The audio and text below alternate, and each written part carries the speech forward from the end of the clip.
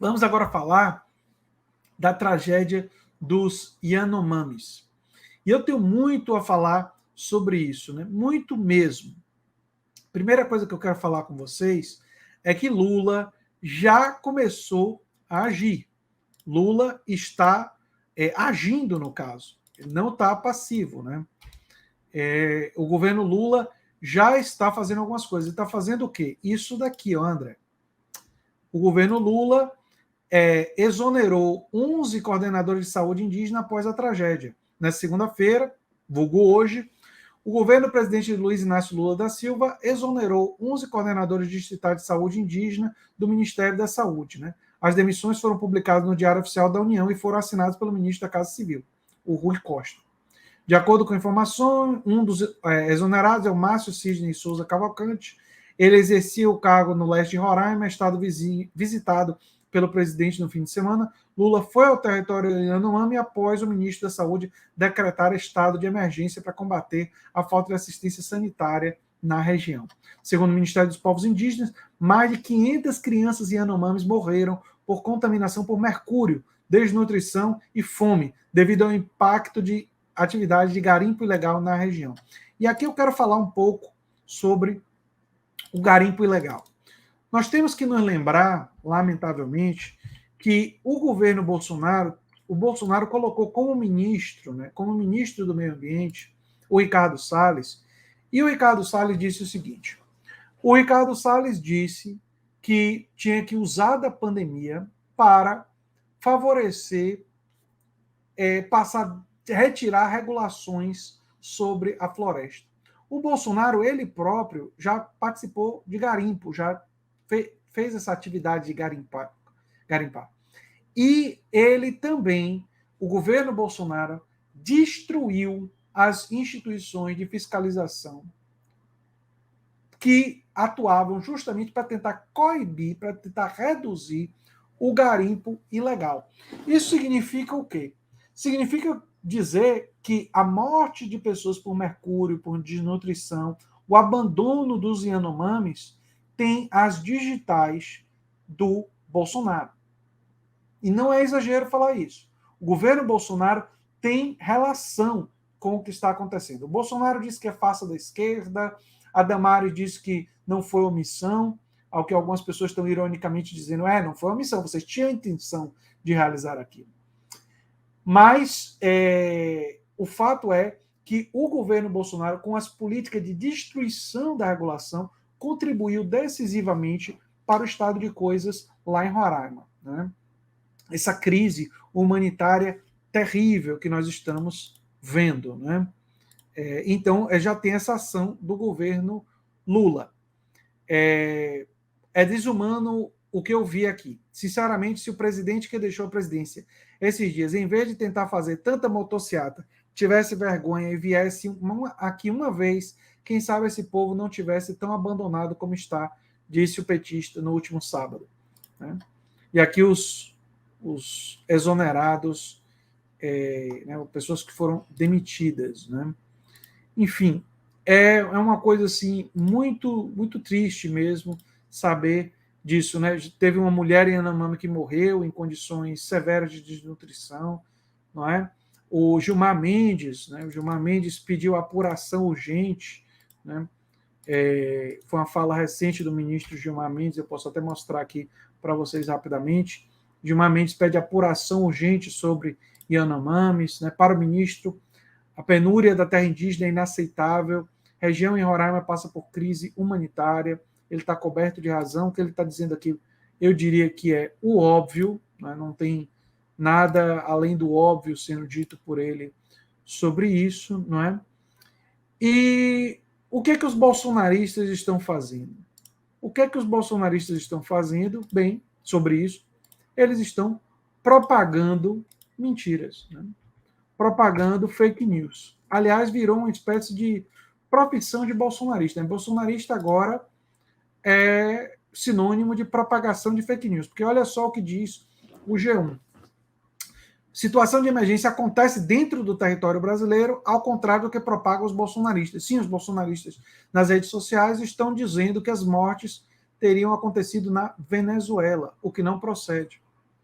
Depois de o presidente Bolsonaro afirmar em seu canal, nas suas redes sociais, que a situação de emergência seria uma farsa da esquerda, seus apoiadores criaram uma falsa hipótese para justificar a tragédia, que os indígenas mortos ou desnutridos fariam parte de tribos da etnia que fica na Venezuela. É verdade que o grupo indígena também está presente em território venezuelano, mas todos os fatos denunciados nos últimos dias dizem respeito a comunidades que ficam no Brasil. Segundo o Ministério dos Povos Indígenas, 99 crianças de 1 a 4 anos morreram. E aqui os outros casos: desnutrição, fome, aumento de 29% em relação ao período anterior. Nem todas as estatísticas foram organizadas pelo governo federal, pois houve um apagão recente de dados devido à desestruturação, o que eu falei sobre, né, desestruturação do Distrito Sanitário Especial e Yanomami, além da falta de profissionais em insumos em muitos polos de atendimento. Ao menos 4 postos fecharam no ano passado por causa de situações de violência relacionadas ao garimpo. Dos 37 polos restantes, 18 possuem registro de algum desmatamento relacionado ao garimpo. Ou seja, o governo Bolsonaro tem suas digitais nesse caso. Tem suas digitais porque desconstruiu a regulação, desconstruiu os institutos que fazem a fiscalização.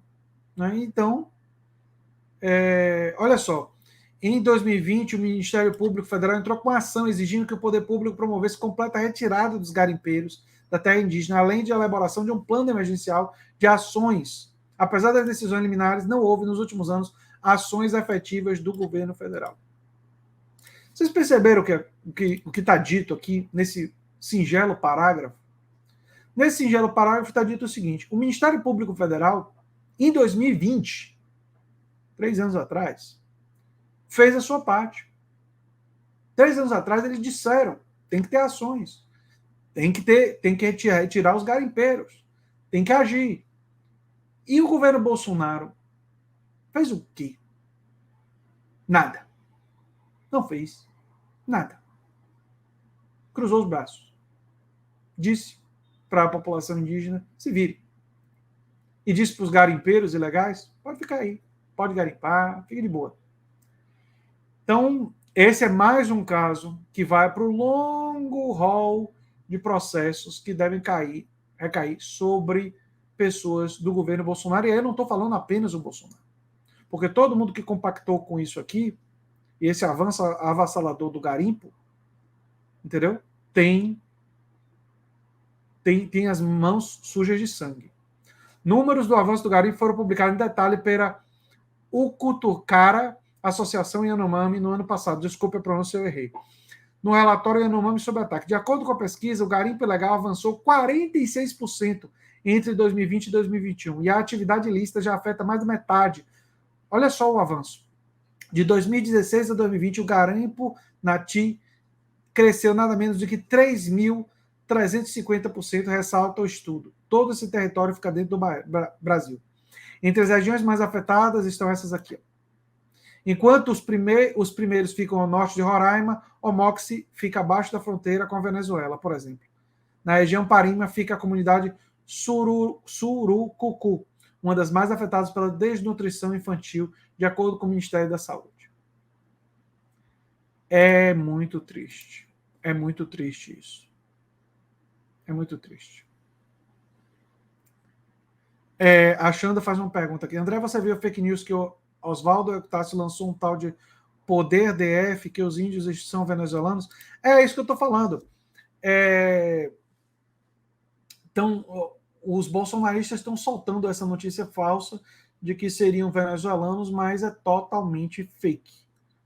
E isso já foi exposto, felizmente, pela mídia, né? A imprensa está denunciando que isso daqui é uma notícia completamente fake e os bolsonaristas estão difundindo essa mentira, propagando essa mentira e querendo ocultar. É uma atividade, é uma coisa baixa mesmo, esconder a responsabilidade do governo Bolsonaro nesse crime contra a humanidade.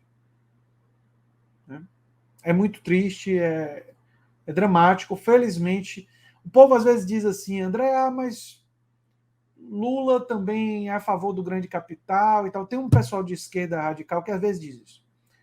E não vai ter uma diferença assim tão grande.